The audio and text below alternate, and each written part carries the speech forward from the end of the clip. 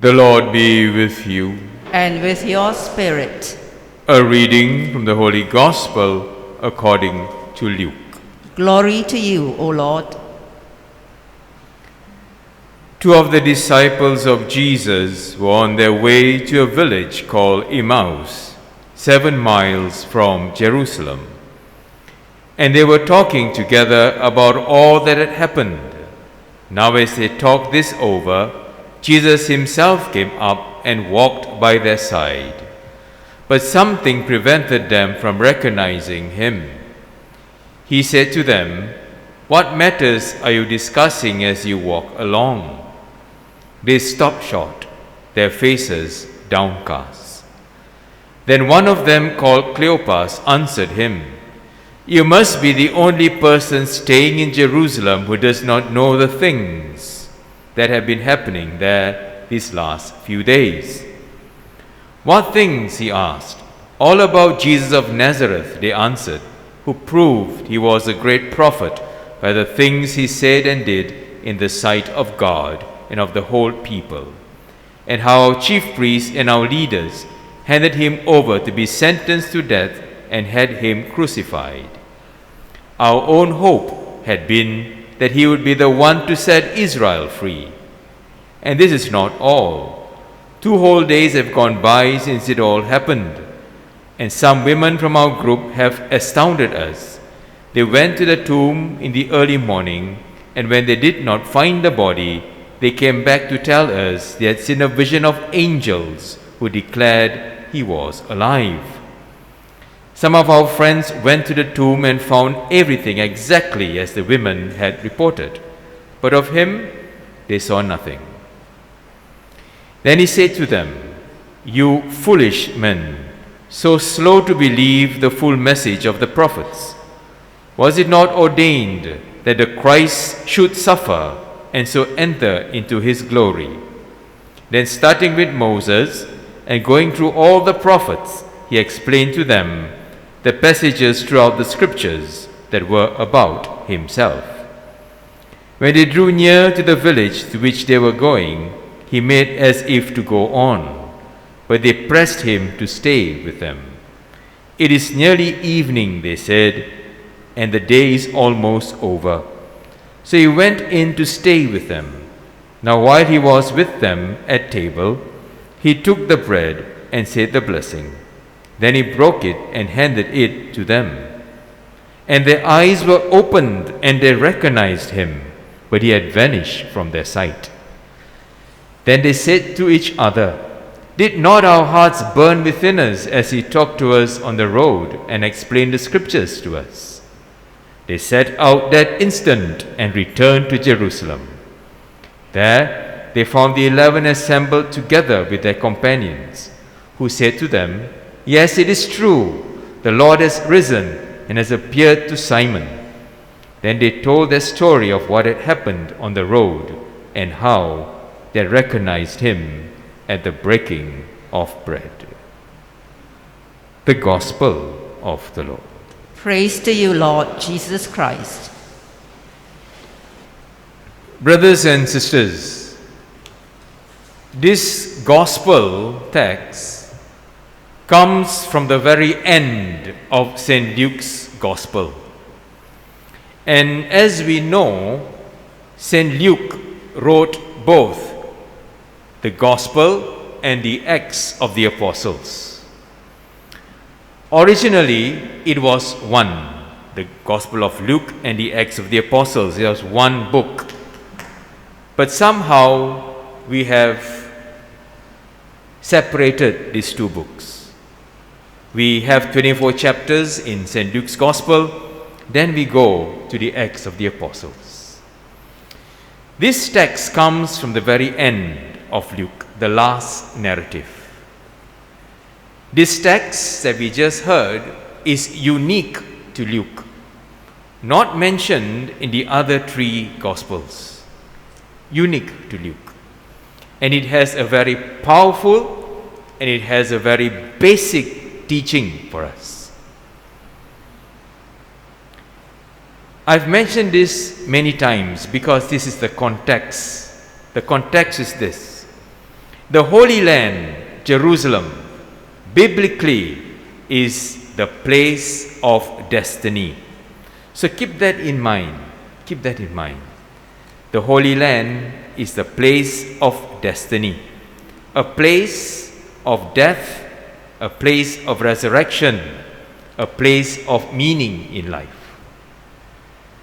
Galilee, which is in the north, is the glory land, because in Galilee, most of the miracles of Jesus are done and is seen.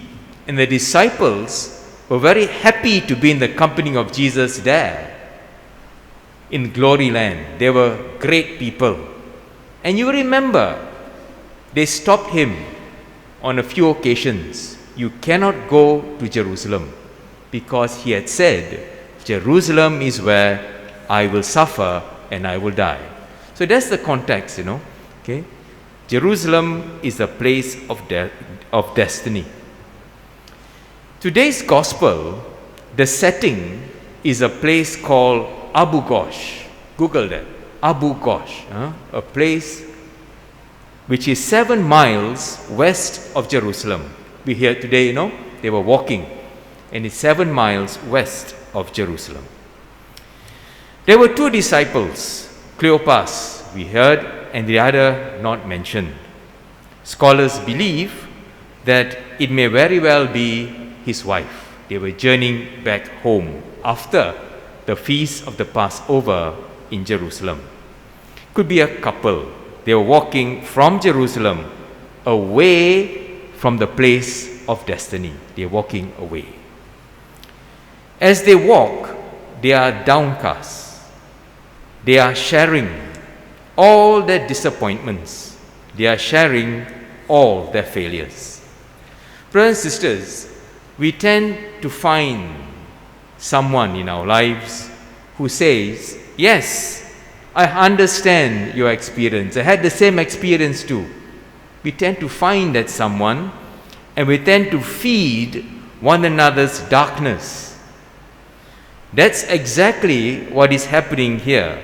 They are feeding one another's darkness. They are downcast. They are downcast. We had hoped that this was the Messiah who would save Israel. We had hope. Our hopes have been crushed. God did not respond to my prayers. We said it sometimes, God did not respond to my prayers. I am disappointed. The church failed me. The priest did not show up. Somebody in my family let me down. Someone betrayed me. My children disappointed me. My elders were not examples good enough for me. Whatever it is in my life that drags me down, drags my spirit down, I walk away from it. I walk away from my Jerusalem, the place of my destiny, the reality. I walk away from the place of truth, the place of my destiny. I'm confused, I'm disappointed, and so I walk away from my Jerusalem. The symbols are very important here. Firstly, they are walking west. They are walking into the sunset. Secondly, it is almost evening. We were told it's almost evening. And when they reach the place called Emmaus, the day is almost over. The teaching, the first teaching, they have spent the whole day murmuring, grumbling, and complaining.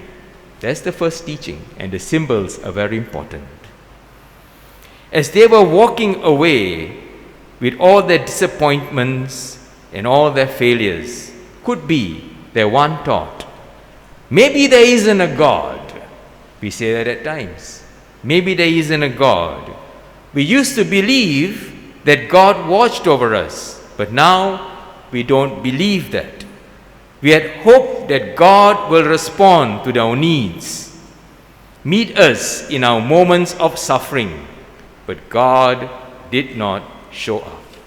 the same feelings we encounter at times. They are leaving the church which was in crisis. They left the community in Jerusalem that was caught up in a crisis of belief. They walked away. Interestingly, brothers and sisters, it is believed that Emmaus was a place where the Roman garrison was camped. It is not too far from Jerusalem. So this army camp was there so that they could watch over the city of Jerusalem when they had big festivals like Passover, to crowd control and protect the people. So Emmaus was a Roman garrison. Emmaus was also a place where people went for worldly consolations. Maybe like the Las Vegas or the Genting Highlands of our time. It could be. They went for consolations of the world. When people get really upset, they look for worldly consolation. True, no? Some of us look for worldly consolations in our fridge. We overeat. Worldly consolations. So they look for worldly consolations. They look for things that are out of character. They abandon the disciplines of life, and they become somewhat reckless at times.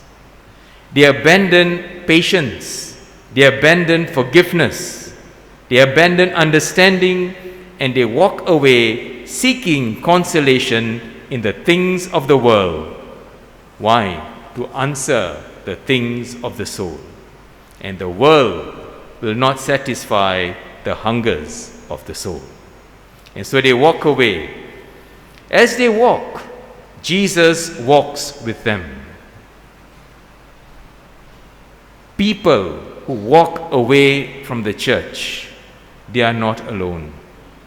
Jesus walks with them. He does not turn them round. He just never abandons them. He walks with them.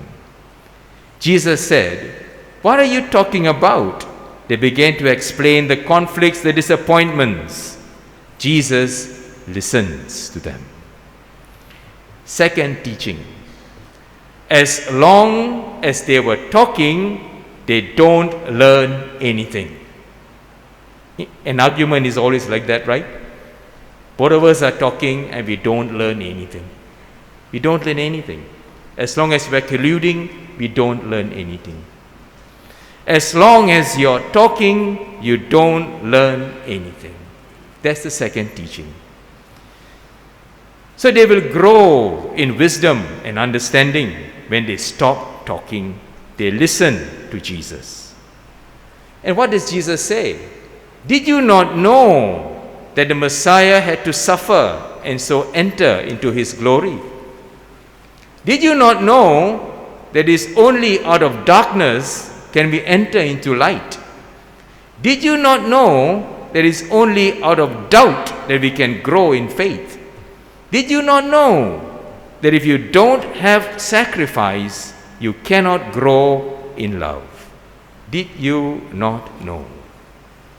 Did you not know that the journey must involve suffering, struggle, dying, failure, disappointment? Did you not know? And this is part of the journey towards the fullness of life. Did you not know that the Messiah had to suffer? You, a disciple, you did not know that suffering, that failure, that crisis is part of your journey that leads towards the fullness of life. And we hear Jesus breaking the bread with them, and then he disappears. Brothers and sisters, did you not know that in your life you must suffer, die, in order to be reborn? We will die many deaths, all of us, through sacrifices. We will die many deaths. Did you not know that in your marriage, in your priesthood, our priesthood, did you not know with our children, in our community, in our country, did you not know we must have suffering sacrifice if we are to become real and we are to grow. Did you not know? This is the third teaching of Jesus. Did you not know? So brothers and sisters, what does it mean to us? What does it mean for us? It means one thing for us. In our life's journey, every one of us, in our life's journey, there are many problems in life. And these problems, some of them, are not meant to be solved. It is meant to be shared. That is the third teaching. Not meant to be solved, but meant to be shared. So who shares my problem? Who shares my problem? The one closest to us. So brothers and sisters, today, if in your life, whoever you are carrying a burden, you are caught in a conflict, you have some disappointment in your life, somewhere you are tempted to say, how can God do this to me? How can this happen to me? I did the novena, I prayed, I went to church, I did all that was right and good. How could this happen to me? Remember, Jesus telling us, did you not know? This is the reality. And Jesus is not in fantasy, he is in reality. And we are called to live our faith in reality. Just to recap, let us stop talking. I will stop now, okay? Let us stop talking and let us start learning. Okay? Try that today when you go for breakfast. Stop talking. Stop deciding for everyone else. Just start learning, listening and learning. Okay? All right? Ken.